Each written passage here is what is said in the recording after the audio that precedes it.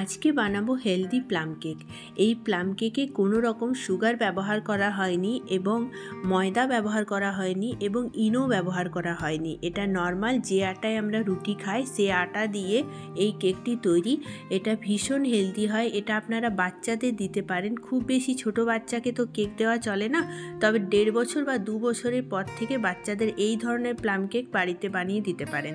বা ঘরে যদি বয়স্ক মানুষ থাকে, তাদের যদি ডায়াবেটিসের প্রবলেম থাকে, তাহলে কিন্তু এই ধরনের প্লাম কেক আপনারা বাড়িতে বানিয়ে বয়স্ক মানুষদেরও খাওয়াতে পারেন। নমস্কার বন্ধুরা, welcome to Shilpa's home kitchen. আমি শিল্পা নতুন এক রেসিপি নিয়ে হাজির হয়ে গেলাম। চলুন দেখে নিন আজকের হেলদি প্লাম কেকের রেসিপি। বানিয়ে নিলাম প্রথমে অরেঞ্জ জুস। এখানে আমি 1 কাপ অরেঞ্জ জুস বানিয়ে নিয়েছি। 2টো মাত্র অরেঞ্জ দিয়ে 1 কাপ অরেঞ্জ জুস হয়ে গেছে। আর নিয়ে নিয়েছি কাজু, নিয়ে নিয়েছি কিশমিশ, যে নর্মাল পাওয়া যায় সেটা, ব্ল্যাক কিশমিশ, আলমন্ড, চেরি, এবং নিয়েছি পামকিন সিড ও নিয়েছি কিছু টুটি ফুটি। সবগুলো প্রথমে ছোট্ট ছোট্ট চপ করে নেব আমি।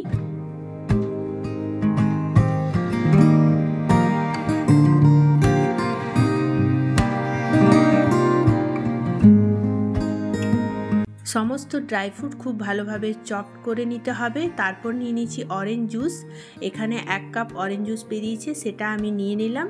আর তার মধ্যে দিয়ে দেবো চপ করা ড্রাই ফ্রুটস এবং টুটি ফুটি। সব কিছু দিয়ে 2 ঘন্টা মতো ভিজিয়ে রাখতে হবে, যেন ড্রাই ফ্রুটটা খুব ভালোভাবে অরেঞ্জ জুসটা অ্যাবজর্ব করে নিই। আর নিয়ে নিয়েছি চারমগজ 1 চামচ মতো। সব কিছু নিয়ে ভালো করে মিক্স করে 2 ঘন্টা ভিজিয়ে রেখে দেবো।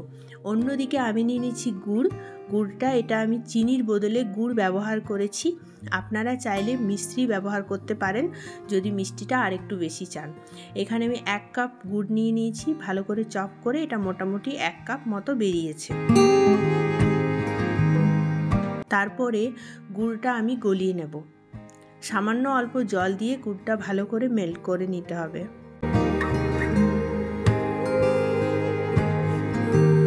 মেল্ট করার পর অনেক সময় গুড়ে দেখা যায় খুব নোংরা থাকে, তাই মেল্ট করার পর গুড়টা ভালো করে ছেঁকে নিতে হবে।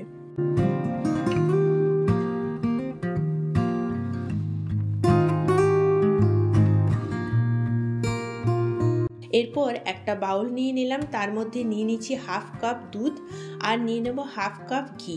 আপনারা চাইলে ঘিয়ের জায়গায় বাটার ব্যবহার করতে পারেন বা রিফাইন অয়েল ব্যবহার করতে পারেন। আমি এখানে ঘরের যে দেশি ঘি হয় সেটা আমি একটু মেল্ট করে নিয়েছিলাম। তারপর ওটা দিয়ে পর ভালো করে দুধের সঙ্গে ঘিটাকে খুব ভালোভাবে মিক্স করে নিতে হবে।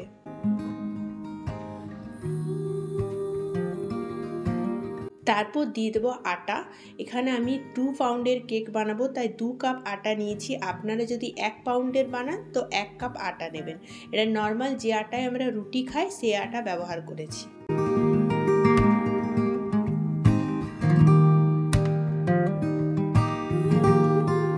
বেশ, আটাটা খুব ভালোভাবে চেলে নিয়েছি।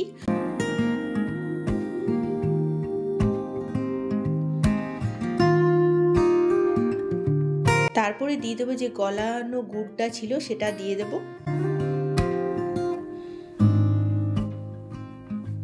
সেম ভাবে আবার মিক্স করে নেব।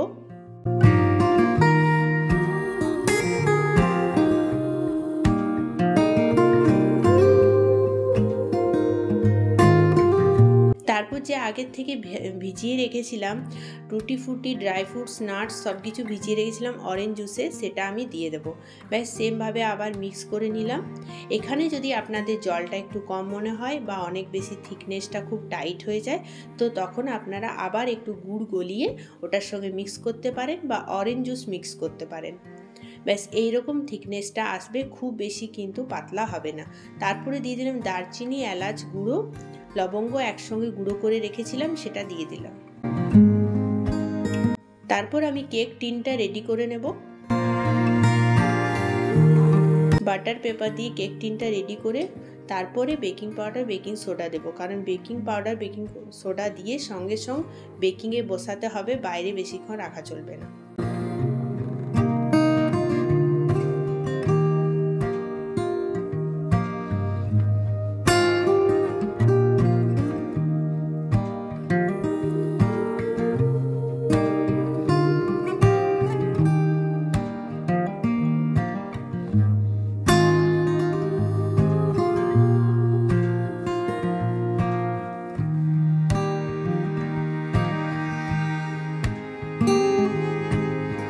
ব্যাস কেক টিনটা রেডি করে আমি সাইড করে রেখে দেব। তারপর আমি দিয়ে দেব বেকিং পাউডার 2 চামচ, মানে 2 টিস্পুন বেকিং পাউডার। 2 পাউন্ড কেকের জন্য 2 টিস্পুন, 1 পাউন্ড বানালে 1 টিস্পুন দেবেন। আর দিয়ে দিয়েছি হাফ টিস্পুন বেকিং সোডা। আর দিয়ে দেবো 1 টেবিল চামচ ভিনিগার, মানে 1.5 টিস্পুনের মতো ভিনিগার। ব্যাস সব কিছু দিয়ে আবার মিক্স করে নিতে হবে।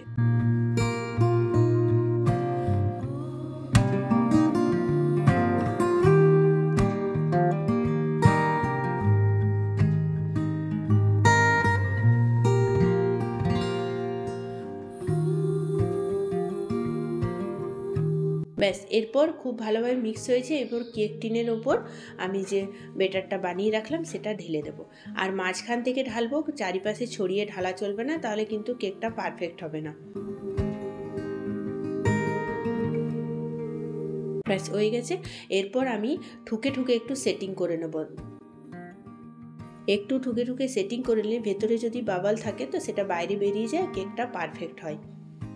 এরপর উপর থেকে ভালো করে ড্রাই ফ্রুটস, টুটি ফ্রুটি, নাটস এইসব দিয়ে সাজিয়ে নেব। নিজের ইচ্ছে মতো আপনারা সাজিয়ে নেবেন।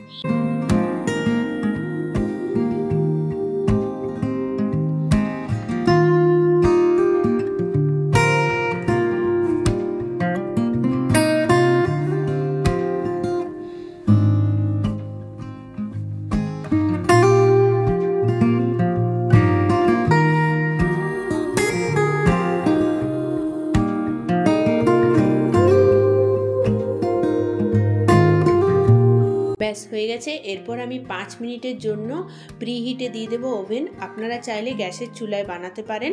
50 মিনিট লাগবে, কম আঁচে বানাতে হবে। একটা কড়াইয়ের মধ্যে দিয়ে 50 মিনিট কম আঁচে দিয়ে কেকটা কিন্তু একদম রেডি হয়ে যাবে আপনারা যদি গ্যাসে বানান।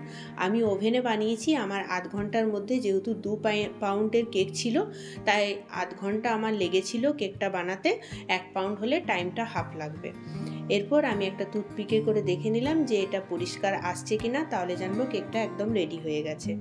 দেখতেই পারছেন কেকটা কতটা বেশি স্পঞ্জি হয়েছে এবং পারফেক্ট হয়েছে, আর খুব ভালো ফুলেছিল, আর টেস্টটাও ভীষণ ভালো হয়েছে।